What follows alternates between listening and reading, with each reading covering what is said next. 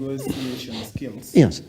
But what we call the alternative dispute resolution. Mm-hmm. We had a dispute here in the country, and then they gave us the National Dialogue Committee. Yes. Which, by the way, its constitutionality was also questioned. Mm-hmm. The skills are different. We have hardlines and compromises.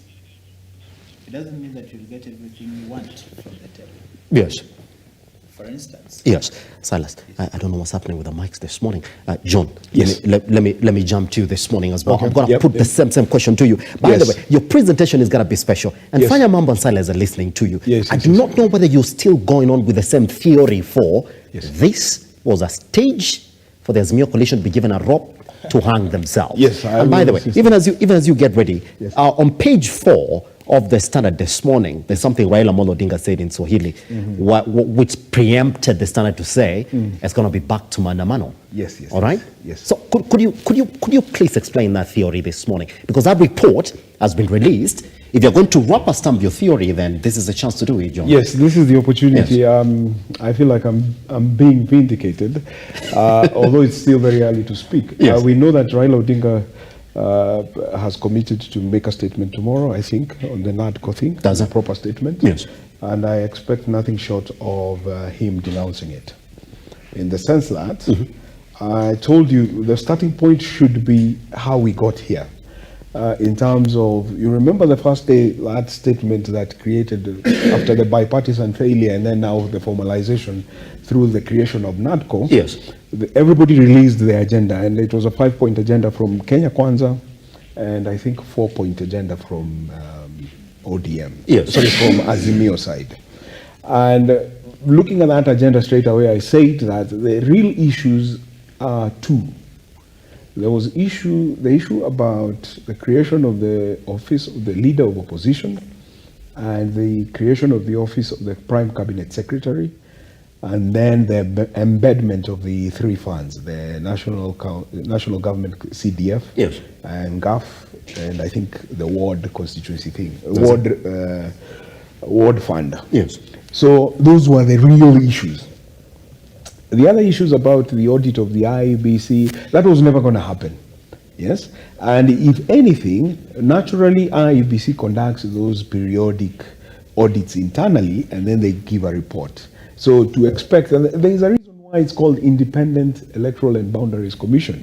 The first letter there gives away what should be happening. So the moment we purport to be trying to sort of, or to be seen to be interfering with the process, we have a problem. And that is why I insisted, of all those issues that are on the table, only those 2 issues are critical. And you notice that when this statement came out, the sort of preliminary report came out, was it on Sunday? Does it on Sunday? The key things were actually those particular issues I'm talking about. And if you look at that report, it basically means, if you were to translate it, that the government carried the day. Yes, because the agenda is at the heart of what that report talks about. And therefore, the president was very quick to endorse it. Now, it puts Raila Odinga in a very, very difficult situation, or on the spot, because all this time he's been pushing a different agenda, which is not on this final report. So how is that going to work in terms of his image? And all those things, for those of us who support him, would have wanted to see real issues around the cost of living, real issues about electoral justice and the IEBC. But what we've simply seen is expand the recruitment panel for IEBC, include 2 more members. Surely, how is that going to help? And that is why it is very, very telling that the first person to sort of issue some clue about how they feel about this entire process was Martha Karua. And then quickly followed by Eugene Wamalwa. Eugene Wamalwa said, I'm not even going to append my signature to that report. Yet, he sat through, how many days did they sit? Was it 190 days? 89 to be exact. 89 days. He sat through all those sessions, collecting per diem and collecting sitting allowances and doing everything that comes with that particular job. And then here we are at the tail end of the process. He says, I'm not going to append my signature because essentially what is in that document is not what I and people from Azimio felt like is what we wanted. And then that, again, of course, the day before yesterday, or was it yesterday, Jeremiah Kioni said, hiyo ilikuwa utapeli tu na.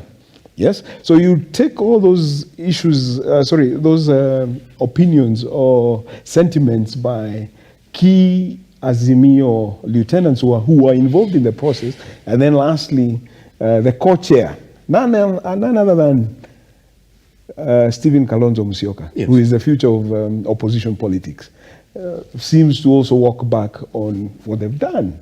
So it basically confirms that it was a big waste of resources. What I've always told you, and the deputy president said this at the very beginning, and we castigated him. We came at him and said, "Oh, you're running your mouth. You don't know what you're talking about." But it is now becoming very, very evident, yes, that it was simply a waste of resources, a, yes, waste of time. Yes.